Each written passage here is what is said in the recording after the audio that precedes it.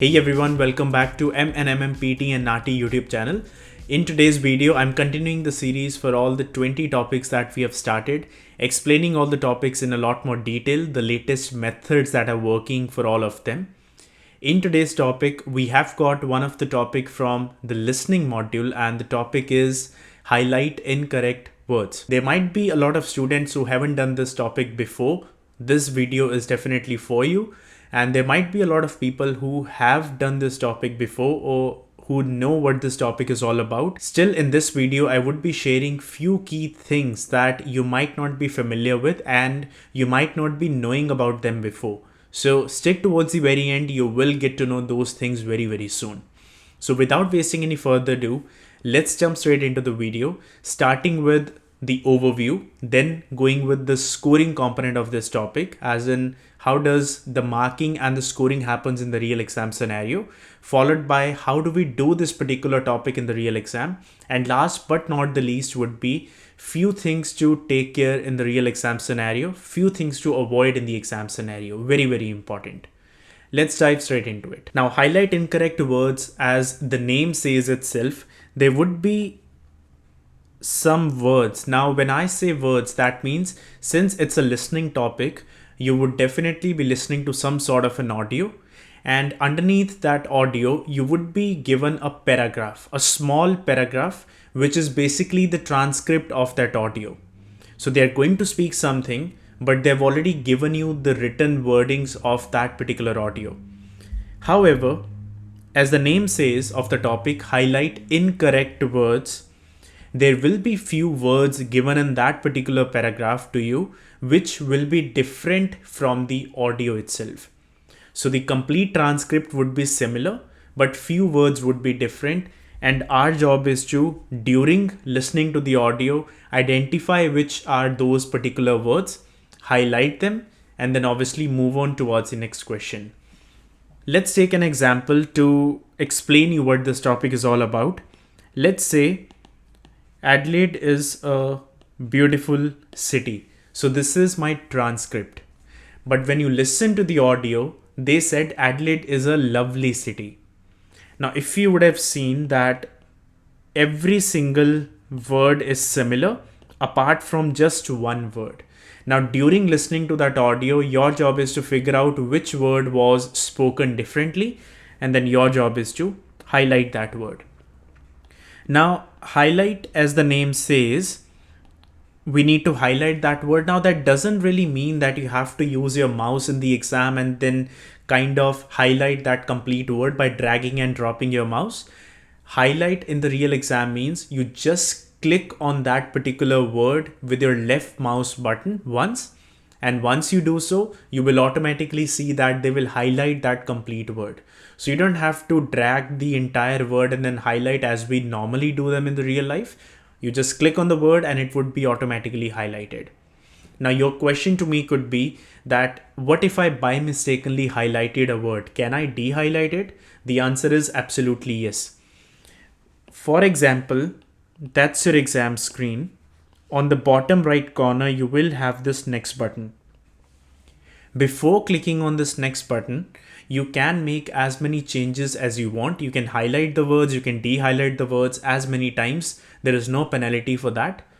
But once you click on this next button, you move towards the next question. After that, you cannot come back and start changing your answers. That never happens. So once you click on next, it's gone, it's done. Another thing we need to keep in mind is, in your listening section, you don't get separate time for this particular topic. You would be getting a combined time for your entire listening module. So an overall amount of time would be given to you for all the topics in your listening section. So it is your responsibility to divide that particular time that would be given based on your preferences and based on the importance of the topics. But not to worry, in this particular video, I would be telling you how important is this particular topic and then how much time should be given towards it. First of all, in the exam, for this topic, you can expect either 2 questions or maximum 3. Since you would be listening to an audio, they never play the audio directly. The moment you get this question in front of you, they would be giving you 7 seconds to prepare. So your timer on the screen will start with beginning in 7, 6, then obviously 5, 4, 3, 2, 1. After that, you start listening to the audio. So in these 7 seconds, you basically have a chance to read out the paragraph, go through whatever words are given, be mentally prepared, have the mouse ready in your hands, because after 7 seconds, they will start speaking out the audio. Then an audio is being played, and that can range anywhere between 15 to 50 seconds. It can be as shorter as 15 seconds, or they can even stretch it up to 50 seconds. In terms of marking, you would be getting marks in listening and reading both. Now, listening is self-explanatory because it's a listening task. Now, the reason you get marks in reading as well is that since you are going to read the paragraph and then highlight the incorrect words, if you get all the words correct, according to computer, your reading skills are excellent or your reading skills are good enough. So that is why they distribute marks in two components, listening and reading both. And in both components, you can expect approximately 10 to 15 marks in listening. And same goes with reading. It's again 10 to 15 marks out of 90. So according to me, if anyone out there is aiming for IELTS, let's say 6, 7 or 8, or in PTE, it could be 50, 65 or 79. This topic is definitely going to play a major role in that. 10 to 15 marks is no joke. It's a lot of marks.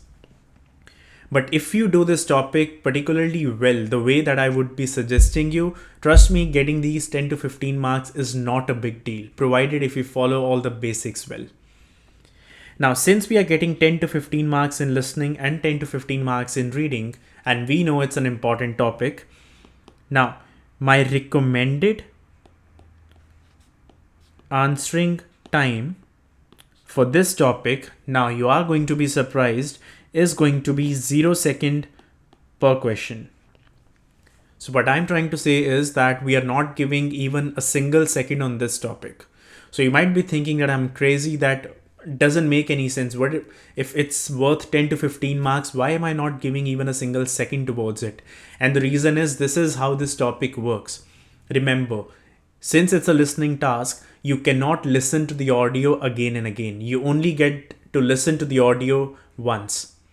Once that audio is finished, you anyways can't listen to the audio again. And since you cannot listen to the audio again, it doesn't make any sense at all to me after the audio to keep staring at the paragraph, spend 10, 15, 20 seconds, and then end up having less amount of time for the upcoming questions that are about to come. Once you're done with the question, because you're anyways going to highlight all the words during the audio being played, not after the audio is finished playing. So once that audio stops, you're pretty much done with the question. You click on the next option and you move towards the next part. Now, in your listening part, let's first of all clarify that how many questions do I get, and then based on that, how much time do I get for that? In listening, you can expect anywhere between 15 to 22 questions. Now, remember one thing, this is excluding summarize spoken text, the first topic of listening. And the reason is that summarize spoken text has a separate timer, has a separate time that is being given to you. For summarized spoken text, they give you 10 minutes per question separate. So that time is not included in these questions. For all the remaining topics of listening, which is 15 to 22 questions, for that you would be given 23 to 28 minutes. So it pretty much depends on how many questions you get. So you can work it out. If they give you 15, 16 questions, you would be given 23, 24 kind of minutes. And if they give you about 22 questions for listening, you might end up getting about 28 minutes for that. So it's always a bit extra time, but it's definitely not even 2 minutes per question. So on topics like these, there's no way we can afford to spend 5-10 seconds even, because trust me, if you start spending 5-10-15 seconds on these type of topics, these type of questions, you will struggle on the very last topic of your exam, which is write from dictation. If you have done write from dictation before, you know how important that is, and you know how quickly does the listening section go in the real exam. You won't even realize when that time is gone, and you're not leaving yourself even a minute for write from dictation at the end. So we don't want to fall under that trap. If you haven't watched write from dictation video yet, do make sure that you go to all the videos in this section in this YouTube channel. Watch that write from dictation video after this. Understand how to do that topic in a proper way. Also go through all the other topics that we have uploaded, all the latest methods of them. Coming back towards this topic, now we know how much time we need to spend. We know how important it is. Let's see how do we do this particular topic in the real exam. Now, before I play that audio and before I display that question to you, there are two things that I want to discuss with you about the audio. And those two things are, first is incomplete audio, and second is extra audio. Now, as the name says, it's self-explanatory. Incomplete audio means sometimes what happens is whenever they speak out that paragraph or whenever they play that audio, there would be, let's say, a couple of words or maybe one or two words in some instances that they will not speak in the audio, but those words would have been given in your paragraph. I've seen most of my students getting confused with that. What they do is, if they did not speak out that words in the audio, but they are written in those paragraphs, they tend to highlight those words. Hey, understand one thing. The name of the topic is highlight incorrect words. They never said highlight incomplete words or highlight missing words. That is not our topic. So if you feel that they missed a couple of words in the audio, but they have been written in your paragraph, just ignore them. We don't need to highlight those words. And the reason is very simple, that this particular topic has got negative marking in that. So the more words you select which were not supposed to be selected, you start losing 1 mark out of 90 for that. For example, if my sentence was Adelaide is a beautiful city, and in the audio they have said Adelaide is beautiful city, since this A word was missing in my audio, and if I end up highlighting that particular word, guess what happens?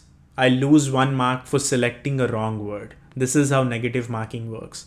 So if you did not listen a certain word and if that is listed in your paragraph, just ignore that. Same rule applies with if you are not sure about a word, whether to highlight it or not, just ignore it. You don't need to highlight that word. Because if you highlight that word and that word was supposed to be a correct word, you do lose marks for that because it's negative marking. We don't want to fall in that trap. Another thing is extra audio. Now, as the name says, sometimes it's the other way around. They will speak out certain words which will not be given in your paragraph. Let's say in the audio, they said Adelaide is a beautiful city. And in your paragraph, they have written Adelaide is beautiful city. They haven't written the word A. Again, simple rule, just ignore it. Why? Because if a word is not written in your paragraph, you anyways can't highlight it. And you don't have any sort of blanks given in the paragraph where you can type your answers. So if a word is not given in the paragraph, just ignore it. So these two things are very important. It's a bit of confusing, I agree. It's a bit of challenging portion, again, I agree. But this is how Pearson has designed their exam. They try to confuse you with these kind of things, but we have to be smart and clever enough that we don't fall in these kind of traps. Now what I'll do is I'll display a question. I'll play the audio. I want you to just, if you have notebook and pen, just leave it where it is. Do not worry about taking any notes or anything for now. Just observe what I'm going to do. And after that, I'll come back to you and discuss a few other things, and then we'll wrap up with this video. So this is the exam screen that will happen in front of you. And as you could see, beginning in 3, 2, 1. So after this, an audio would... The UN Charter comprises a preamble and 19 chapters divided into 111 articles. The Charter sets forth the purposes of the United Nations as the maintenance of international peace and security, the development of friendly relations between states, and the achievement of cooperation in solving international economic, social, cultural, and humanitarian problems. It expresses a strong hope for the equality of all people and the expansion of basic freedoms. The principal organs of the United Nations, as specified in the Charter, are the General Assembly, the Security Council, the Economic and Social Council, the Trusteeship Council, the International Court of Justice, and the Secretariat. As you would have seen, what I have done is whenever I heard a different word, I just placed my mouse cursor on the word, left click on the mouse button, and it automatically used to highlight the word. So as you could see, if I click on the word again, it will de-highlight the word. So this is how highlight incorrect words work. Now, if you would have seen in the last small paragraph, in this complete 2 sentences, they did not even speak a single incorrect word. So this is again how they can confuse you. But again, we have to be smart and clever enough that if they did not speak a different word, we don't have to deliberately highlight the word. I could have been easily confused in the last paragraph, thinking that there should be at least one incorrect word, and then I would have highlighted it. And obviously I would have lost 1 mark for that because it's a negative marking question. So how many incorrect words were there in this particular paragraph? 4 incorrect words. So in the exam, in any single paragraph, there could be any number of incorrect words. It could be as low as 3 incorrect words, and we have seen few questions coming in the exam where they have given about 8 or 9 incorrect words. So never be confused in the exam about these things, that okay, if you have highlighted 8 incorrect words, there is a slight chance that that particular paragraph has 8 incorrect words in that. Same goes the other way around. If you only selected 3 incorrect words, it doesn't mean that you have missed few words. There is a slight chance that that particular paragraph only has 3 incorrect words. So it all depends on your listening skills. The better you listen, the better your chance of getting all the words correct. And trust me, this topic is not that difficult as compared to other few topics in the exam. So I would say it's a scoring component. Don't be confused. Do not take this topic lightly and for granted. It is easy, but if you leave this topic towards the very end of the exam, trust me, you will struggle. And that's the last thing that we want in terms of this exam. The only challenging part in this topic could be first the speed of the audio. The audio that I played right now, in the exam, there's a high chance that audio could be twice as fast as compared to this audio. Another thing could be the different accents. It can have an Australian accent, it can have an American accent, British accent. So if you are not familiar with those kind of accents, it's high time we need to start putting in effort for this particular topic. Start practicing now. It's not that you have to practice 2 hours for this topic every day. Trust me, 15 minutes is more than enough. 15 minutes every day, you do about 5-10 questions is much more than enough to get this topic straight, to become a master in this particular topic, and then have 10 to 15 marks in listening and 10 to 15 marks in reading both. Now, another tip that I can give you from the exam point of view is, once you have done this question, once you are done with selecting or highlighting all the words, after that, if you still have a slight confusion that should I have highlighted this word or not, hey, it's already too late. Now you can't do anything about it because you can't recall that entire 50 seconds of the audio. Plus, you can only listen to the audio once. So once it's done, it's done. Prefer not making any more changes afterwards. Just click on the next option and move towards the next question. I don't want you to jeopardize your remaining questions because of just one blank, because of just one word confusion. Don't fall in that kind of traps. I hope this video made a bit of sense to you and you learned something new. If you did like this video, do hit that like button. Also, if you're new to this channel, do consider subscribing so that whenever we post new videos, me and Mohit, we post at least 2 full-length videos every week from our 5 years of experience. So if you are about to give your PT exam soon, or if you want to score more, and if you want to see the latest methods of all the topics, do consider subscribing so that whenever those new videos are up, you guys straight away get a notification on your phone or laptops or iPads that a new video is up, so that you can get along that video, start watching it, start learning from it instantly. And also, if you have any of your friends who are struggling in PT exam, or if they are also preparing for the PT exam, do them a favor, do share this video with them so that they can also benefit from all the latest methods that we are sharing. And with that, God bless all of you. take care, stay safe, all the best if you have got your PT exams coming soon, and I will see you guys in the next video.